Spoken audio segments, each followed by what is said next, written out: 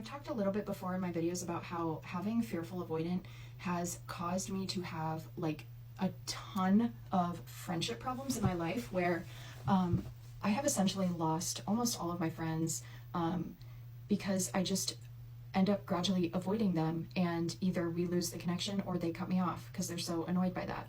And I found this article last night, and after reading it, I just like, my eyes were like welling up with tears because I just have never like felt so seen in an article. I was like, oh my God, that is exactly what's been going on.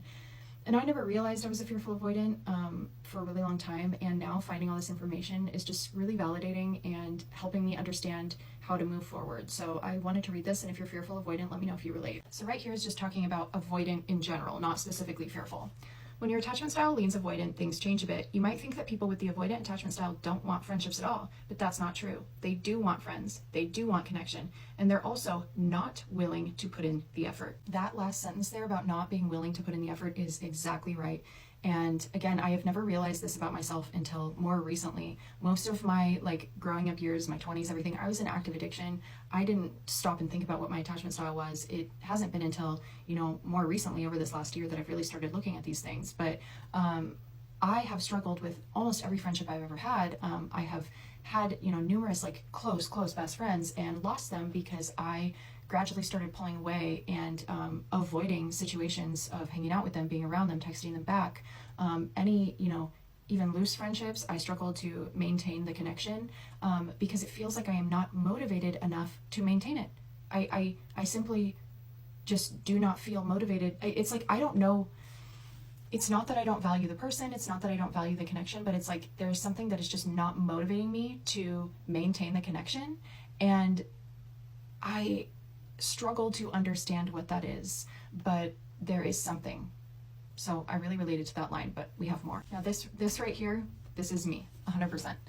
If your attachment style leans avoidant, when someone invites you to something, you might start thinking, I'd rather stay in. Oh, but my bed's so comfortable. I don't really want to see all those people. Oh, I'm also really introverted. Oh, it's just going to be small talk.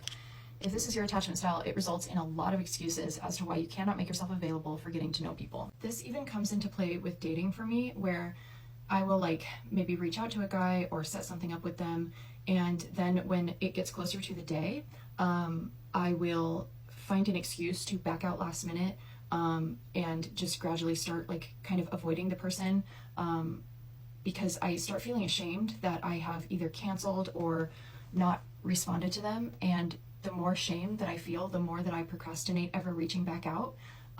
It's like the fear of this new experience or this new connection is greater than the possibility of a new connection. And so I just won't do it at all. Now here's where we're starting to get into the specifics of fearful avoidant.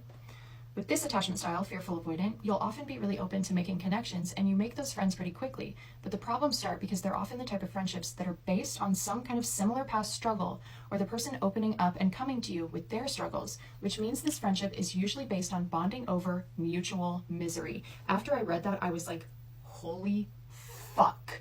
That is, I've never read anything more true. Usually the fearful avoidant will miss that this is probably not a good foundation to start a friendship on. Just to elaborate quickly, I have had two like best friends. One was in my 20s, one was in my 30s. These two women were like carbon copies of each other. Almost exactly the same people.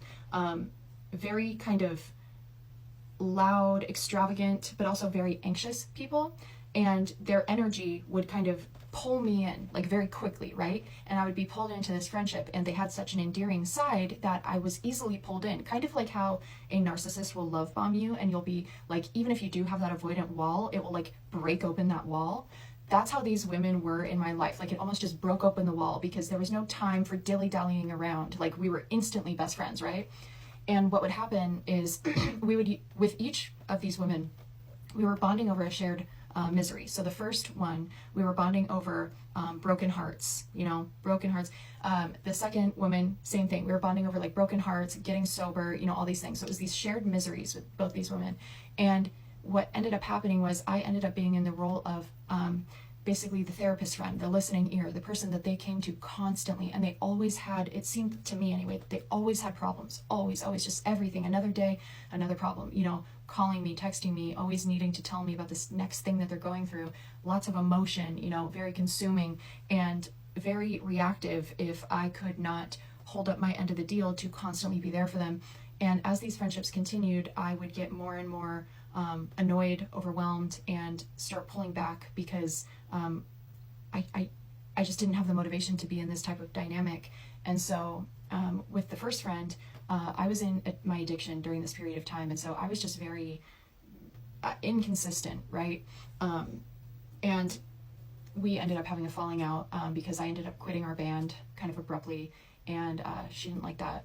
The second friend was when I was sober, and we also had a falling out because she decided that I just wasn't like showing up enough for her. I did show up in the friendship, but it wasn't the way that she liked, and I did have avoidant tendencies. I did struggle to, always show up to things, and it was just hard for me. It was hard for me to maintain these friendships, and so they would crumble, and these people would cut me off. What ends up happening, which I find really interesting, is that after they've spent enough time together, the avoidant side of you will come out. You'll start thinking, oh my God, this person's really annoying. They always have problems. I can't stand to be around them. You'll want to escape and get rid of the friend, but because you're anxious, you have trouble communicating. You have trouble expressing how you really feel. So you just kind of sit there and hope silently that the person gets the hint. You stop talking to them, and then the cycle actually repeats. The way that this impacts your ability to make friends, you end up bypassing what is important to you. You end up not being connected to what friendship means to you and what role you play as a friend. With the fearful avoidant, they often take on the role of the listening ear. They're the type of person that takes everything in them until the avoidant part jumps out and they realize they've had enough.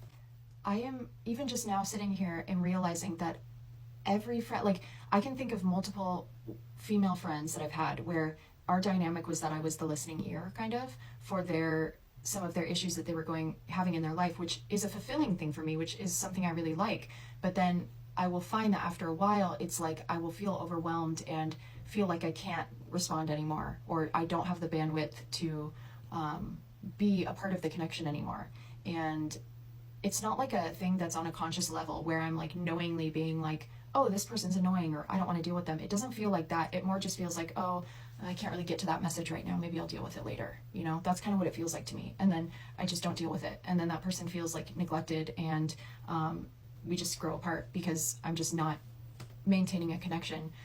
And I really need to look at that. I really need to look at how I show up initially, because I don't think I ever really actually lean on other people. I think that they often come to me for stuff, but I don't really come to other people for stuff, which puts me in this role of always being the listening ear, which I think causes me to get avoidant sometimes.